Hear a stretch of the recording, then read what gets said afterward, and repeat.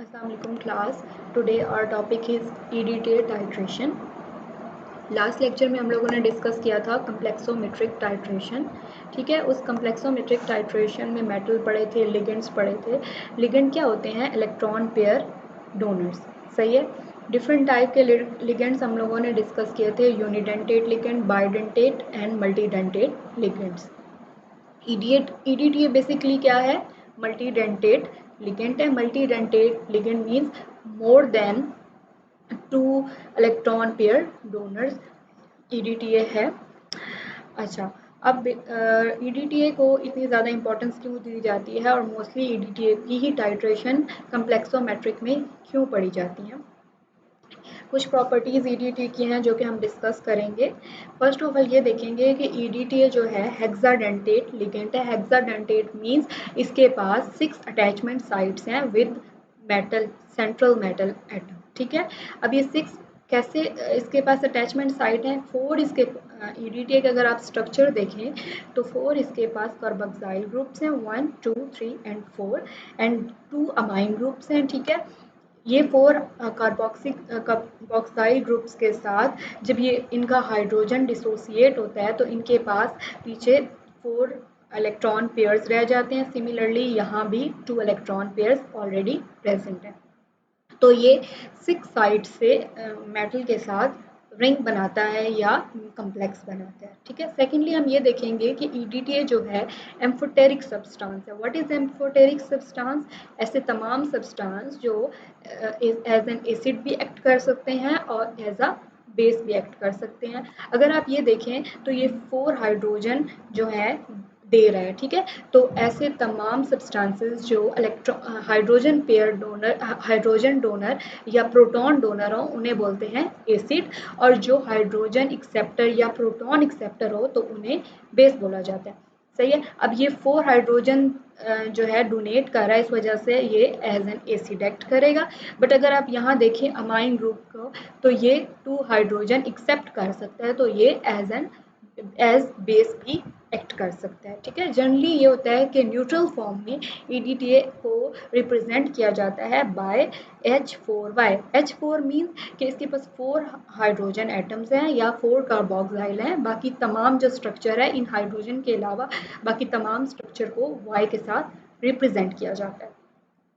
Mostly EDTA के साथ जो भी कम्प्लेक्स बन रहे हैं वो बहुत स्टेबल होते हैं। इसकी एक रीज़न ये है कि EDTA और मेटल का स्टेबिलिटी कांस्टेंट बहुत ज़्यादा हाई होता है। स्टेबिलिटी कांस्टेंट लास्ट लेक्चर में हमने पढ़ा था, जितना ज़्यादा हाई होगा उतना ज़्यादा कोई भी कम्प्लेक्स स्टेबल होगा। सही है, तो स्टेबिलिटी कांस्टेंट बेसिकली डिपेंड किस पे कर रहा होता है कि ये मेटल के साथ कितने रिंग्स बना रहा है। जितने ज़्यादा अच्छे तरीके से मेटल के साथ रिंग्स बनाएगा या मेटल को कवर करेगा उतना ज़्यादा वो कम्प्लेक्स स्टेबल होगा।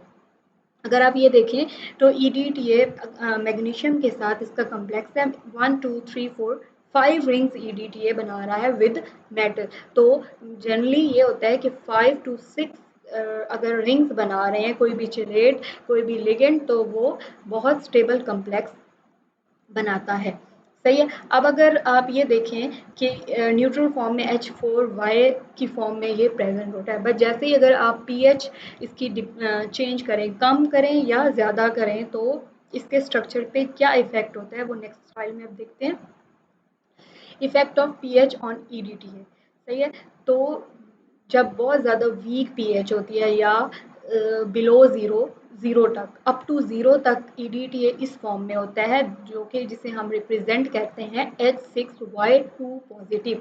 2 पॉजिटिव फॉर्म में कब होता है EDTA? जब वेरी लो pH होती है। लो pH mean acidic, acidic mean hydrogen ion concentration बहुत ज़्यादा है उस सोल्यूशन में। हाइड्रोजन आयन कंसंट्रेशन ज़्यादा है तो ये EDTA का जो अमाइन ग्रुप्स हैं वो अपने पास हाइड्रोजन एक्सेप्ट कर लेते हैं। ठीक है, जैसे जैसे अब pH इंक्रीज होगी, जो हाइड्रोजन इसके पास 6 हाइड्रोजन है, आहिस्ता आहिस्ता हाइड्रोजन लूज करना स्टार्ट हो जाएगा।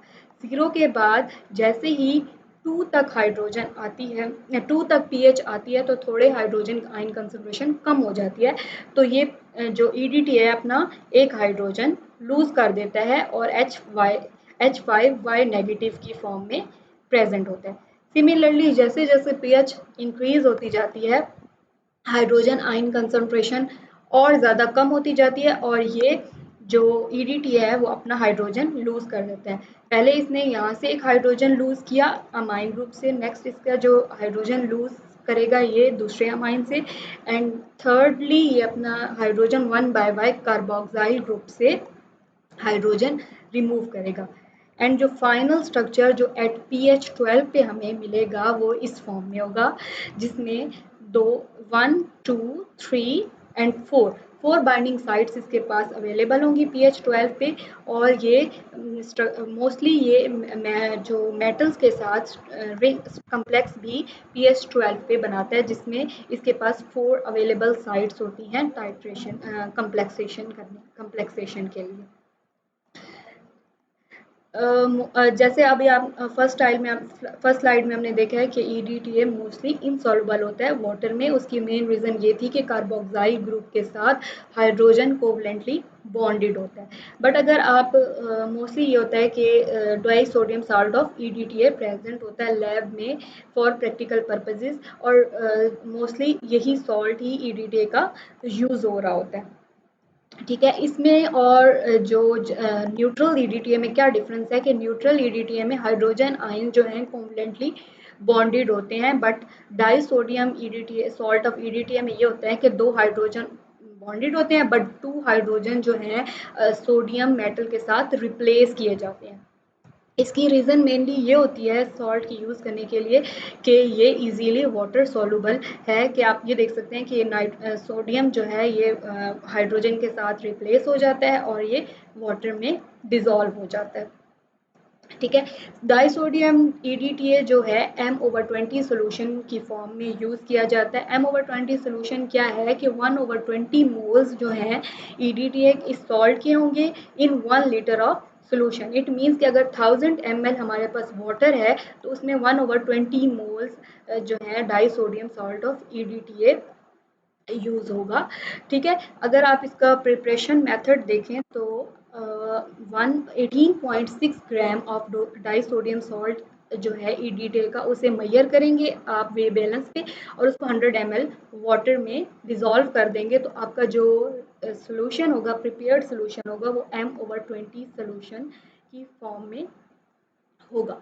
सही, तो डाइसोडियम साल्ट ऑफ ईडीटीए हमारा एक स्टेप कम कर देता है कि ये फ़ौरन से वाटर में डिज़ोल्व हो जाता है। अदरवाइज़ सिंपल अगर ईडीटीए को लिया जाए तो उसके लिए पहले पीएच को इंक्रीज़ किया जाता है। जनरली पीएच को इंक्रीज़ करने के लिए बेस ऐड की जाती है और उसके बाद वो वाटर सॉल्युबल होता है।